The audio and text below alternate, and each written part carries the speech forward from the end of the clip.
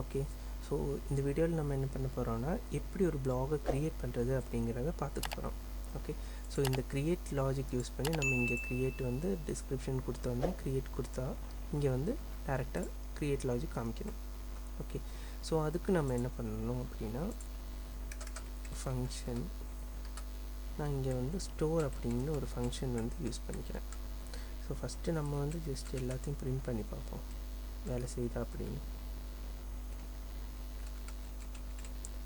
On store அப்படின்னு just ஒரு message நான் அங்கேருந்து கொடுக்குறேன், ஏன்னா பாஸ் பண்ணும்போது.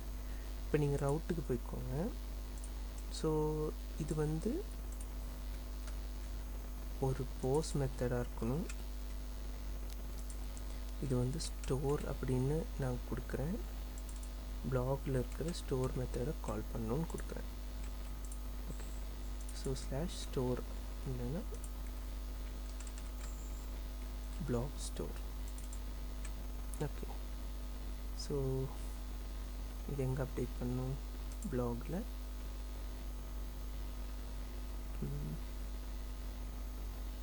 ஃபார்ம் எங்கே இருக்குது?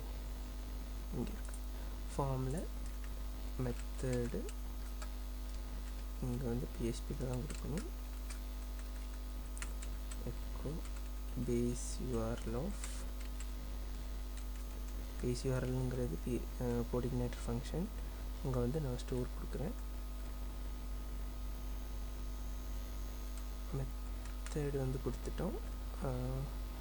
சாரி, ஆக்ஷன் வந்து கொடுத்துட்டோம். அடுத்த மெத்தடு வந்து போஸ்ட். ஓகே, ஸோ இப்போ நீங்கள் இந்த இதில் சோர்ஸ் பார்த்துட்டிங்கன்னா இதில் க்ரியேட் லாஜிக்குக்கான போஸ்ட் மெத்தட் என்ன வந்திருக்குன்னா நம்ம வேறு மாற்றி கொடுத்துருக்கோம் நினைக்கிறேன். ஸோ இது வந்து இங்கே வரணும்.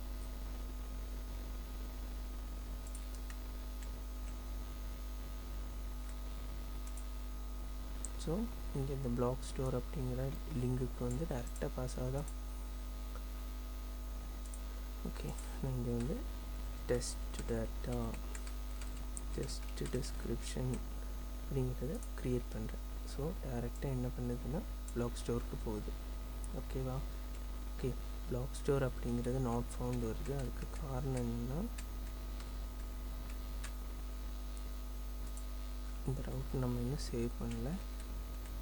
ஸோ இப்போ கண்டினியூ கொடுங்க. இப்போ பார்த்தீங்கன்னா ஆன் ஸ்டோர் அப்படின்ற அந்த இதுக்கு போயிருக்கு. ஸோ இப்போ நமக்கு வந்து நம்ம அங்கேருந்து பாஸ் பண்ணியிருக்கோம்ல வேல்யூஸு. இப்போ இங்கே பார்த்தீங்கன்னா இதில் நம்ம வந்து நேம் என்ன கொடுத்துருக்கோம்? டைட்டில் அண்டு டிஸ்கிரிப்ஷன் கொடுத்துருக்கோம். ஸோ அந்த ஃபீல்ட்ஸ் வந்து இங்கே கிடைக்குதான்னு பார்க்குறதுக்காக நம்ம ஜஸ்ட்டு இதில் வந்து நம்ம அந்த வேரியபிளை வந்து ஜஸ்ட்டு என்ன பண்ணலான்னா கொஞ்சம் பிரிண்ட் பண்ணி பார்ப்போம் கரெக்டாக வேலை செய்தா அப்படின்னு. அதுக்கு நான் என்ன பண்ண போகிறேன்னா திஸ் ரிக்வெஸ்ட், அடுத்து வந்து கெட் வேர் அப்படின்ற கமெண்ட் கொடுக்க போகிறேன். அதாவது get variable of title. So நாங்கள் கொடுத்த டெஸ்ட் டேட்டா இங்கே வந்து பிரிண்ட் ஆகுது. அதே மாதிரி description,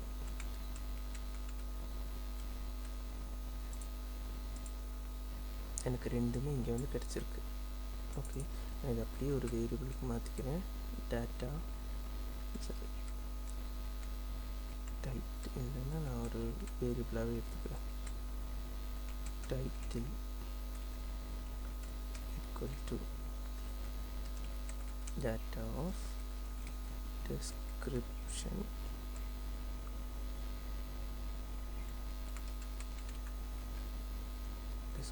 equal to. Okay, so சிம்பிளாக நான் இப்படி வந்து என்ன பண்ணியிருக்கேன், ஒரு டேட்டா அப்படிங்கிற வேரியபிளுக்கு வந்து ஒரு ஒரு இல்லைன்னா நம்ம ஒரு டேட்டா மெயின்டைன் பண்ணிக்கலாம். இதுதான் ஈஸியஸ்ட் வே. ஸோ இது அறைக்குள்ளே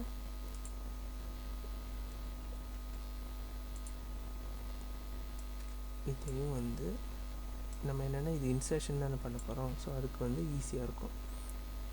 ஸோ அரேக்குள்ளே நம்ம என்ன பண்ணணும்னா ஒரு அரே நாம் வந்து இப்படி மேக் பண்ணிக்கிறோம், ஏன்னா இன்சர்ஷன் லாஜிக்கு க்ரியேட் பண்ணணும்ல. ஸோ அதுக்காக ஸோ நான் வந்து இந்த அரேக்குள்ளே என் ஃபார்மேட் வந்து டைட்டில் அப்படின்னு இருக்கிறதுக்குள்ள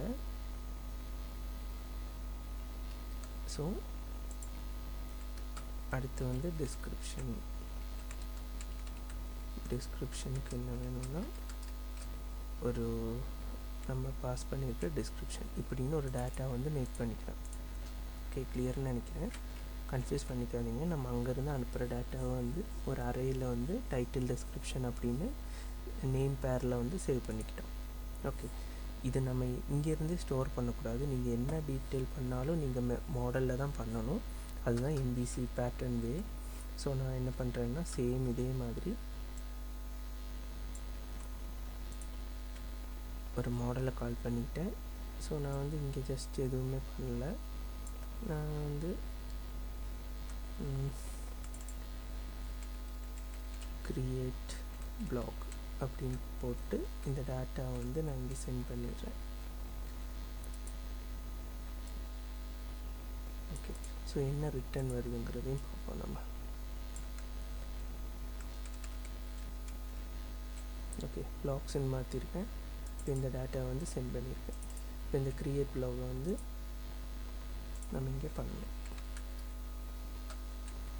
ஃபங்க்ஷன் இங்கே என்ன வருது, நம்ம டேட்டா வருது. ஸோ இங்கேருந்து நம்ம ரிட்டர்ன் திஸ். இந்த டேபிளை நம்ம வந்து ரெஃபர் பண்ணியிருக்கோம்ல. ஸோ எப்போவுமே நம்ம வந்து டேபிளை ரெஃபர் பண்ணிட்டோம் அப்படின்னா இதிலிருந்து வர்ற எல்லா ஃபங்க்ஷனுமே நம்ம வந்து யூஸ் பண்ணிக்கலாம். ஸோ இந்த இன்சர்ட் அப்படிங்கிற ஃபங்க்ஷனுக்குள்ளே இந்த டேட்டாவை வந்து பாஸ் பண்ணிடுறோம். இவ்வளோ தான் இன்சர்ட்டுக்கான லாஜிக். ஸோ நான் வந்து என்ன பண்ண போகிறேன்னா ஜஸ்ட்டு வந்து நம்ம பிளாகை வந்து எக்கோ பண்ணி பார்ப்போம். இப்போ நான் அதை ரீஃப்ரெஷ் பண்ணிட்டேன் அப்படின்னா okay, something database exception.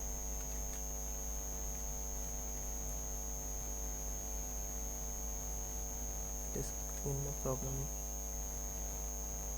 Codeigniter4 invalid allowed fields. Okay, so அடுத்து நம்ம ஒரு ப்ராப்ளம் ஃபேஸ் பண்ணுறது என்னென்னா வேறு allowed fields அப்படின்னு ஒரு ப்ராப்ளம் வரும். இதுக்கு என்ன சொல்யூஷன்னா நீங்கள் அந்த டாக்குமெண்டேஷன்லேயே போய்க்கோங்க. Okay, so build your first application, new section. So அதில் அந்த மாடலில் வந்து என்ன பண்ணியிருக்காங்கன்னா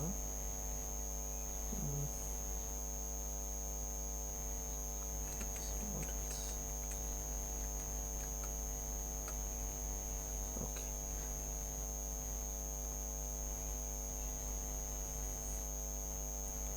இதில் அவங்க விட்டுருக்காங்க. ஸோ நான் இதில் வந்து சொல்லிடுறேன். ஸோ நீங்கள் இந்த மாடலில் வந்து டேபிள் டிஃபைன் பண்ணியிருப்பீங்கள.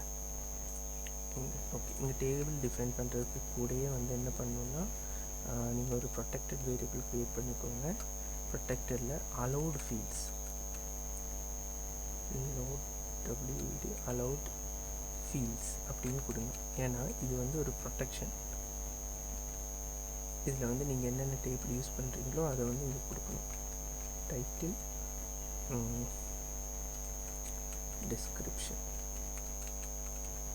ஏன்னா Codeigniter பேஸ் பண்ணி நீங்கள் ஒரு வேரியபிள் ஆக்சஸ் பண்ணுறீங்க டேட்டா பேஸில் அப்படின்னா நீங்கள் இந்த அலௌட் ஃபீல்ட்ஸ் மெத்தடில் கொடுக்கணும். ஓகே, இப்போ ட்ரை பண்ணி பாருங்கள். ஸோ நமக்கு வந்து ட்ரூ அப்படின்னு வேல்யூ வந்திருக்கு. ஸோ இது நம்ம ஈஸியாக வந்து என்ன பண்ணிடலாம், இஃப் பிளாக் வந்து ட்ரூவாக இருந்துச்சு அப்படின்னா, ஏன்னா டிஃபால்ட் கண்டிஷன் ட்ரூ தானே, else இப்போ நம்ம என்ன பண்ணலாம், redirect return redirect of home பண்ணிடலாம். இங்கே என்ன error, undefined variable block. Okay, blocks. இங்கே வந்து இதில் வந்து நீங்கள் என்னென்னா எரர் நோட்டீஸோட வேணால் ரீடைரக்ட் பண்ணிக்கிறதுக்கான லாஜிக்ஸ் இங்கே வந்து பண்ணிக்கலாம். இங்கேயும் சேம், இப்போதைக்கு நான் இதை சேம் தான் பண்ண போகிறேன்.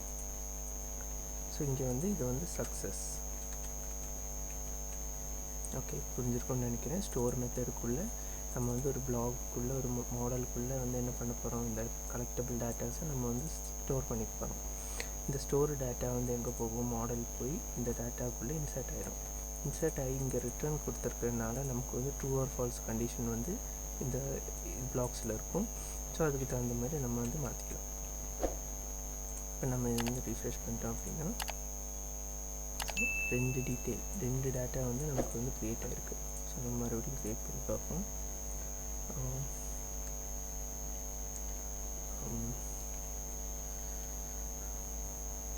post sample test, post description,